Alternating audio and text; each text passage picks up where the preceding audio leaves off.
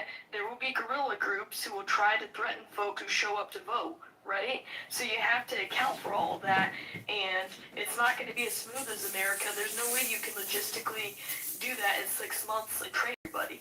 Yeah, exactly. It'll take at least 2 years, and that's me being very optimistic.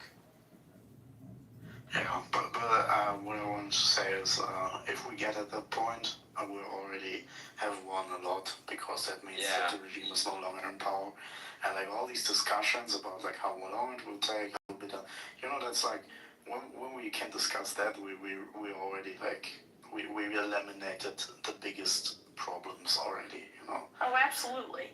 And keep in mind with Juan Carlos, it took a couple of years before they had their referendum on what type of system and on Spain's new constitution. It did take 2 to 3 years. And even after that, the Spanish military tried to do a coup 4 years after that. Yeah. Yeah. The benefit that Reza has is that he has like the monarchy, right, which was like several thousand-year-old monarchy. Right, it has some historical legitimacy, so I don't think there's like a risk of any coups or something unless you still have a bunch of IRGC people inside the Artesh.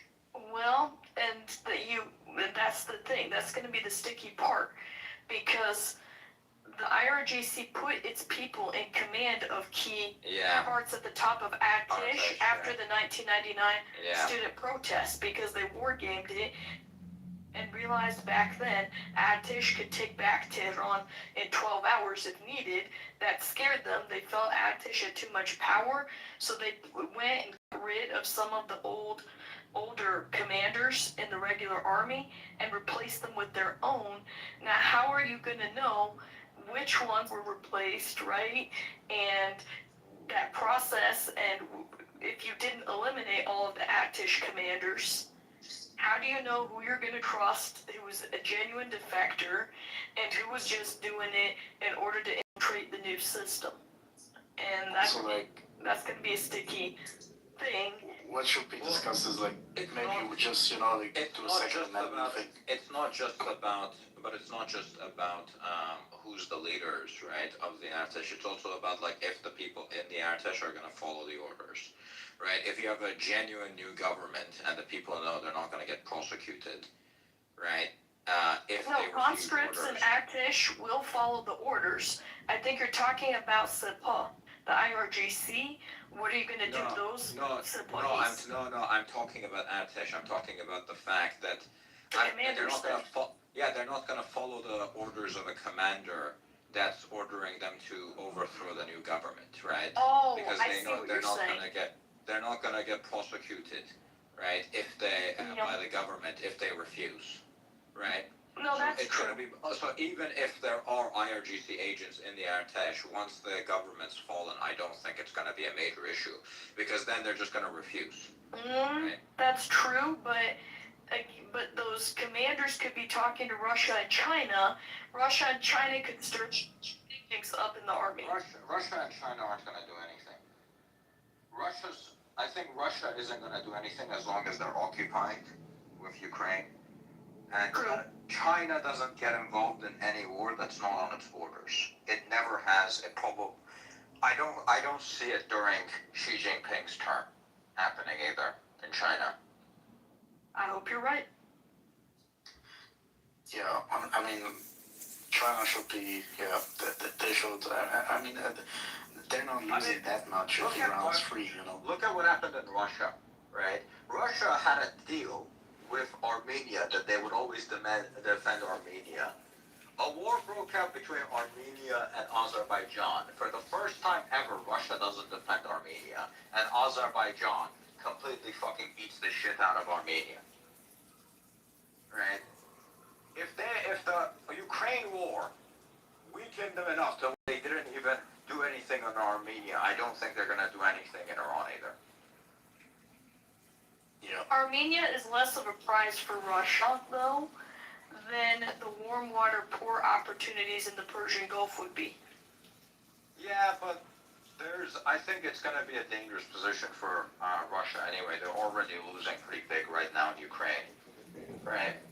They, before Elon shut down Starlink in Russia, so it used to be that even the Russian forces were using Starlink, and very slowly Russia was kind of winning a war of attrition where they were kind of taking over Ukraine. Very, very slowly. It was very slow, and then the Starlink SpaceX shuts down the. So I actually thought that over time probably Russia would win, but I didn't think about how important Starlink was to this entire operation, because as soon as the SpaceX shut it down for Russia and made it so you have to register. You have to register that it belongs to Ukraine to use it in that territory. Immediately Russia starts losing big time. Ukraine's like taking everything. I think they're too focused on Ukraine right now, and they're losing pretty badly. And even in like the parade, so Russia has a yearly parade. Where they basically take around like World War II tanks to commemorate their win. And they didn't have any tanks. They didn't bring any equipment because they had sent it all, like even the World War II tanks, they had sent it all to fucking Ukraine. I don't think Russia's doing really that well right now. So I don't think they would intervene in Iran either. Like I Speaking still underestimated them. Speaking of Iran, I don't know if I'd call this breaking news. I don't know if it's come up yet in our space discussions, but there is a bakers protest in Khorasan. Apparently we have some angry bakers because the economic pressures have gotten to them, and the bakers are angry. And they're gathered in, what city is this? The province name is listed as Khorasan, Tabat Kargar, Tajamot Kargari. But I'm not seeing a city name in this hashtag. Do you have any more information on this?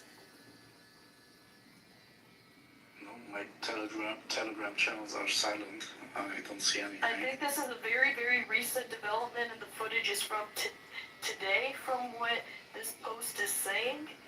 I wish there was like, I honestly, what? To be honest, I don't think any of these really matter too much.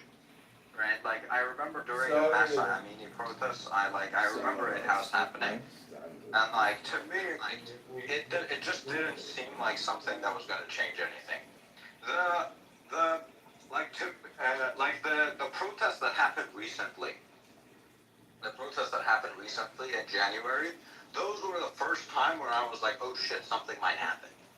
Right? But before then, like, where every other protest that had happened before, to me, it just seemed like bullshit. I just looked at it and I'm like, nothing's gonna happen. No, I understand. I'm just giving the news. I'm not commenting on whether it's likely to give an immediate result or not, but I thought it was something worthy of note. I don't see it widely discussed in the Khorasan hashtag yet. So, again, it's probably, you're going to see a lot of isolated cases, whether the dots are connected and it flares up. We'll see. Adrian, if I might butt in, Olay and Alta, this has been one of the most entertaining and informative spaces I've been in a long time. You guys have really covered this topic, and it's so great to hear from, Iranians and that guy that claimed to be IRGC. That was wild. But I'll go quick. I just wanted to thank you for the money. And this is all of a piece. Everything, the revolutionary actions that are happening right here in the United States are all related to what's going on in Europe. And certainly the fight for the Iranians to get their country back. There was some success with Malay. You look at some of these leaders, and I'm just hoping for the best for you guys, for Iran. I really am. And we've got a lot going on here at home. Everything seems to be exploding and on fire. And I think we're headed for our Summer of Love, take 2. So anyway, thank you all very much. Thank you, Adrian. Ranch Gal, thank you for your kind words. I would make a pitch here. Yes, I'll make a shameless plug here that if Trump can get this done before the midterms, it'll be a boost for you guys. I'm just saying. Like, if I'm not telling voters what to do, but if they want to reach out to their congressman and tell them that they prefer, ideally, that Trump finish the job, then hopefully, I don't know, who knows, he may see some of that and be like, oh, hey, my voters don't want me. Who kept the country stable for over 40 years. And the U.S. because they had good relations with Pakistan, they didn't want to bring the king in Afghanistan, which was, I think, a mistake. And they tried to do this whole democracy thing, which was a massive mistake. That's not the whole story there. The Islamic Republic regime in Iran. The Iranian government also interrupted, was helping the U.S. government at that time. Same thing in Iraq. Yeah, I know. But I think the biggest reason, probably, for Afghanistan, in my belief, is that it was because they didn't put Shah back, right? They put the other guy. But in Iraq, the primary reason was because they had, in Iraq, the primary reason was that they had a Harvard professor which made the policy, U.S. policy, for Iraq. And that guy went and talked to a bunch of Shia groups that worked for the IRGC, and that constitution that they wrote was beneficial to the Shia groups that were controlled by Iran. But So I was think that if we want replicated? to, Was that hold on, we want to keep this like really simple. Look, Yeah. the Islamic Republic, they went and basically picked, by proxy or directly, the new governments in Iraq and Afghanistan, okay? And so then it put the American troops in this awkward position where they were protecting new governments that were not popularly supported in Iraq and Afghanistan, and that didn't answer to really the people of Iraq and Afghanistan, but to the Islamic Republic regime in Iran. That's the reason why those interventions failed. And the other key thing here... Afghanistan would have failed regardless, Okay, as long as they put the king back. But I'm trying to make a point here that the Iranian people have not asked for boots on the ground. They've asked for air support, kind of like what the Serbs got in Yugoslavia in 1999. And They've also asked guns. Sorry? And also guns. Okay, but many folks have said, look, if the air campaign was actually hitting the regime officials all the way, rather than keeping some of them alive for the purposes of a hope or negotiation or a hope Ronak, for don't you think it's important to state that to hit individual regime demons, you really have to do that from the ground. You're not going to necessarily get everything that you need from... Okay, but hold on. I was trying to get to that, please. So, what was being proposed was this. Look, after March 17th, all these efforts were made to negotiate with the regime. You see Ghalibaf here, Ghalibaf, as the Iranian people call him. Ghalibaf was given immunity. Araghchi was given immunity. The top Islamic Republic officials, after Larijani and Khamenei were killed, they were given immunity for the purpose of negotiations. This did not give the chance for mass defections. This did not give the chance for a serious breakdown of the chain of command. Had that breakdown of the chain of command been able to really happen, you would be seeing a little bit of a different story. Plus, the Israelis were not given full freedom of action when it came to hitting the checkpoints in the major cities with drones. 25% of Iran's population lives in 8 cities alone. 10% of them live in Tehran alone. The regime will no longer be in control of the country if they do not control at even like your most populous cities. So if those checkpoints were allowed to be degraded, and if you had air power to stop the proxies from Iraq and Afghanistan, the Shia proxies from coming into Iran, then you'd be far more likely to have a fair fight between the people and the regime. It's important to know in January, the people were starting to turn the tide until the proxies from Iraq and Afghanistan were brought in. Yeah, so they took 3 cities. I still think it's going to be impossible without guns. I think they should just drop like 1 billion guns in Iran. I think that's what they should do. I think so too. And one important point is I didn't really, like everybody, or at least me, I saw the satellite pictures of these massive convoys coming in from Iraq, of these like militias. And I don't understand until today fully why they just didn't do like a fucking highway of death, like just bomb the whole shit, like do like an evacuation order. So say like, yeah, everybody who's on that road, on that like border checkpoint will get fucking killed, and maybe like 12 hours before or 24 hours before. And if they're still there, like just bomb them. Like I mean, why did you let them in? Right, the convoys were kept alive, the leaders were kept alive. This didn't give a chance for that command breakdown to happen. I think it's a binary between Iraq style, it's a false dichotomy between Iraq style, boots on the ground in 2003, and doing endless negotiations. There are levels between that. I think even if you had a breakdown in communication with the top leadership, it would still continue though, because we didn't even try to do it. That's the issue. Yeah, but it still wouldn't have worked though, because the regime has decentralized. You can see it in the way that they issue an order, and it takes a while for it to stop happening. Like when they say, okay, stop bombing the UAE, right? You still get people that still send bombs to the UAE until like 2 days later. Same thing with Azerbaijan and Turkey, right? You had people that were you had these divisions that were sending bombs into Azerbaijan and Turkey, even though the leadership said don't do that, right? And it took several days before it stopped happening to those countries. I disagree. The leadership was fully saying don't do that, because Vahidi was definitely not saying don't do that.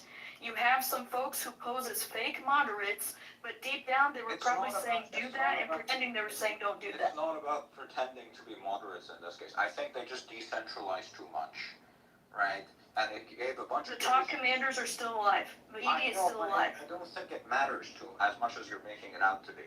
They have independent divisions that can make their own decisions.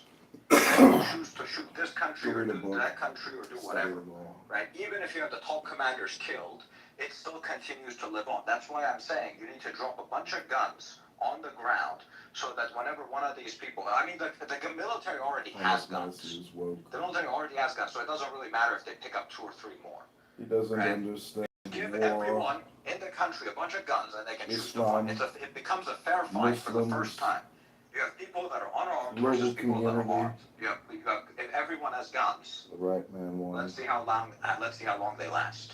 But if it doesn't matter, then why not just take out that top command, right? It doesn't matter. The top command too. I'm not saying don't take out the top command. I agree, take out the top command. No, Washington stop that. I think take out the top commands would not even be 10% as effective as just killing the people at the bottom. Because the people at the bottom are the people that are killing the actual people.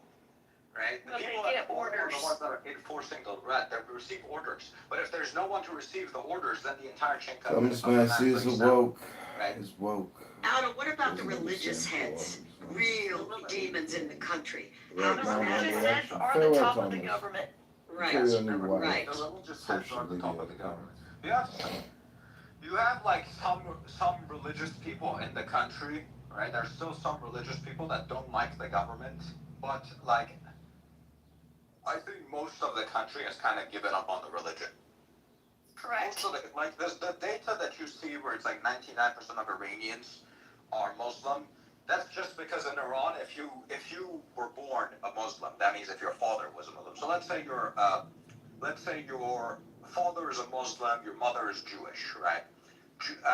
In that case, even though Judaism would say that you would be Jewish, and Islam would say that you're Muslim, so you would be born Muslim. Now, even if you personally are Jewish, right, the law of Iran says that you are Muslim, and you have to continue being Muslim. You're registered as Muslim. If you start practicing Judaism, they're going to say, oh, you're Muslim, death penalty. Right? You went away from Islam. Right? It's like that. Or if you convert, right? right? If you convert, they also give you that. So in Iran, you can't say I'm an atheist. You can't say I'm a Zoroastrian. You can't say I'm a convert to Christianity. You can't say any of these things. If you were born a Muslim, they will kill you if you convert to something else or if you are something else, you know? So, according to one of the officials for Trump's first term, just to present data, 2/3 of the mosques were closed in Iran due to lack of attendance. I'm just saying this for Miss Lou. This is another key difference between Iran and Iraq and Afghanistan. Iran is secular. That does not mean everyone is atheist. It means they really are a live and let live population. There's just all of this regime. Is that a difference between the Persians and the Arabs? Yeah, basically, more or